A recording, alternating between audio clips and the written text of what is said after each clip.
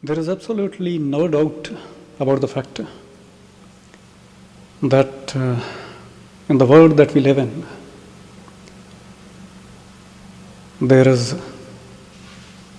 a lot of suffering.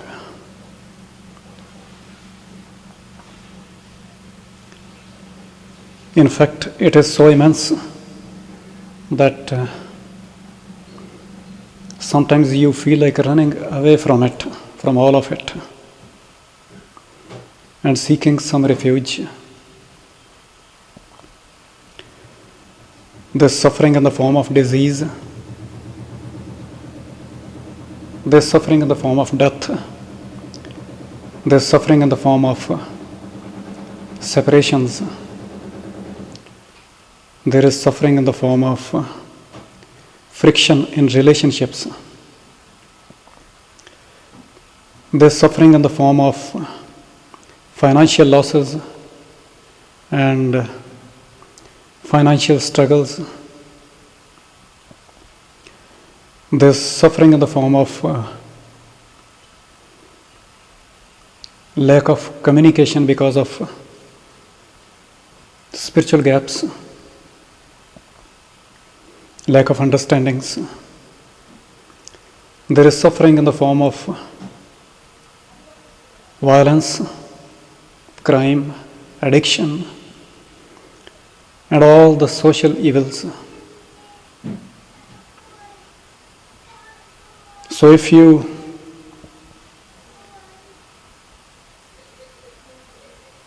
cut it off from the whole picture, if you start looking at it in isolation,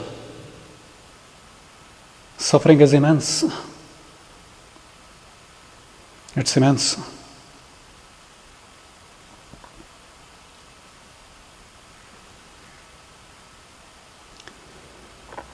But when you spiritually mature, when you grow and evolve, you can see that a lot of our suffering is not because of the parent cause, the cause that is initiating it, the cause that has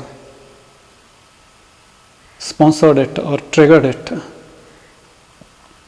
Most of our suffering is because of our resistance to it.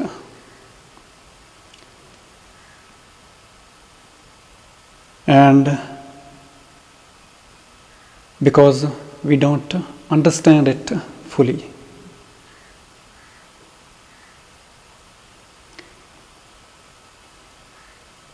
We don't want suffering. We want a life that doesn't have suffering in it. And such a life is not there. Therefore, thereby our resistance.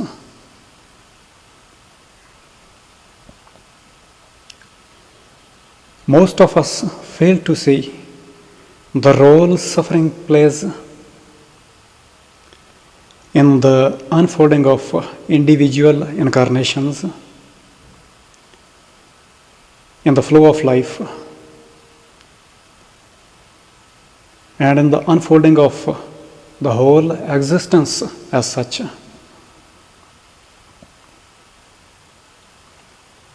We fail to see that suffering is an essential element of life, like any other element, like joy, like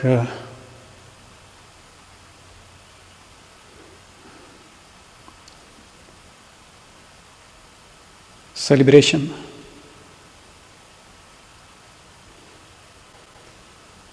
The easiest way to look at suffering,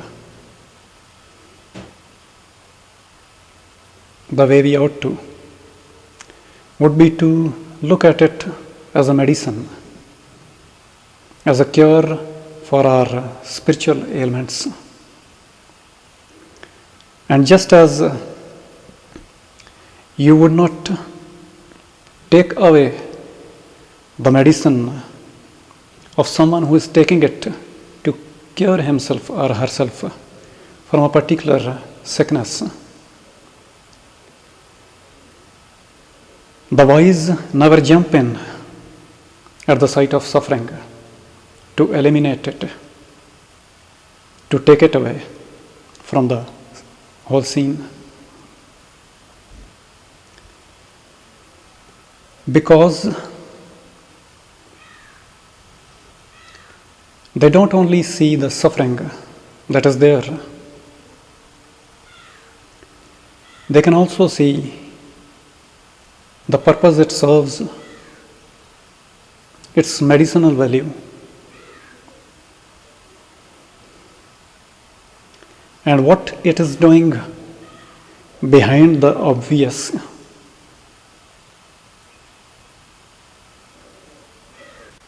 Now, to develop a healthy attitude, a healthy relationship regarding suffering, it is necessary to create a space in your being, a dimension in your being, from where you can look at it without getting sucked into it, without getting pulled down by it, without getting affected by the gravity of circumstances, the thickness of situations. And this space, this dimension, can only be discovered and created and developed through meditation. So, as far as I can see, in the world that we live in, and in the kind of environment that we live in, and the kind of challenges we face as a human being, meditation is not a choice anymore. Meditation is not an option anymore. It has become a necessity. It has become as essential to us, to our being, to our very existence, as food, water, air, shelter, and clothing. So anyone who wishes to create a meaning out of his or her life, anyone who wishes to live a life of purpose and to play a significant role in the unfolding of things, in the progress of life, ought to have meditation on the top of his or her priority list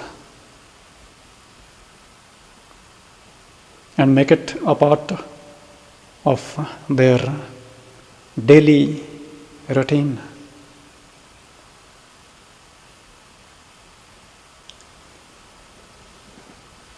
In the history of mankind, there have been very few people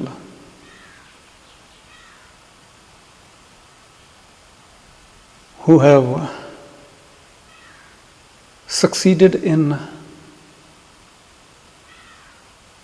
perceiving suffering as grace. Most of us have known suffering as suffering,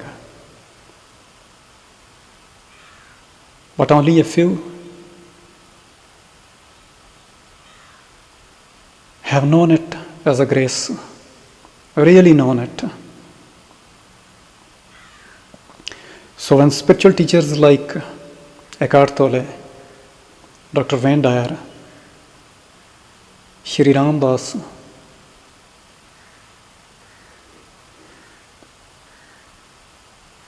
Dr. Deepak Chopra, Master Thich Nhat Hanh, and Esther Hicks, when they say suffering is grace, they say that out of a very deep knowing, out of a very deep insight, out of a very deep understanding, and out of a very deep alignment with the divine will. When you have developed such an understanding of pain, of agony, of suffering, you do not see just that pain, that agony, that suffering. You can also see what brought it, what invited it, what it is doing to the individual. And there comes a point, there comes a stage in your spiritual evolution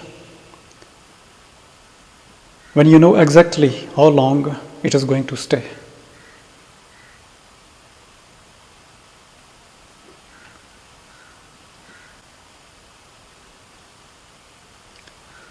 If self-realization were a mountain, a peak to be achieved,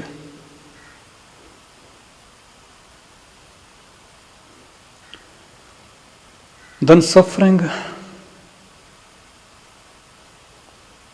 is the valley that comes with it.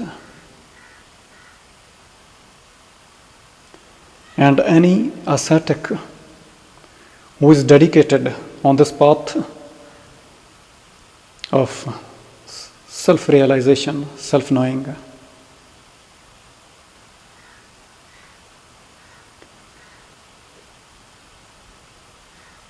has to first learn how to manage,